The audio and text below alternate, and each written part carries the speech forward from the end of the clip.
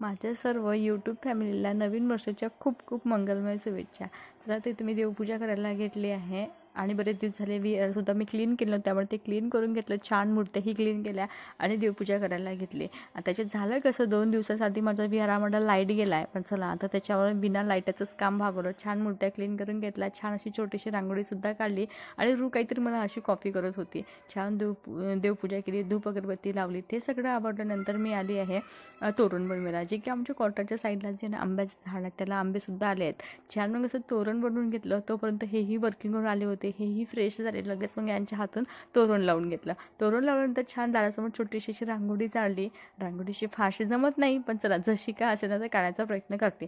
छान रांगोळी काढली, बाहेरचं सर्व आवडलं आणि कामामध्ये माझ्याकडे वेळ द्यायचं मी विसरूनच गेली. त्यामुळे लगेच आली स्किन केअर करायला. स्किन केअरमध्ये मॉइश्चरायझर लावलं आणि लगेच आपलं पॉन्स पावडरवर काम मागवलं. घरी असताना मला हाच खूप जास्त मेकअप वाटतो. पॉन्स काम आवडला आणि मराठ लुक येण्यासाठी छान अशी छोटीशी एक टिकली लावली. लगेच मी माझं आवडलं आणि लगेच जेवायला घेतला. आज सकाळच्या नाश्त्यामध्ये कढी आणि भजी होते, पण ते खाण्यासाठी मला अजिबात वेळ नव्हता, म्हणून जेवणासोबत म्हटलं तेही एन्जॉय करूया. तर मसाले भात आणि त्याचं जेवण होतं.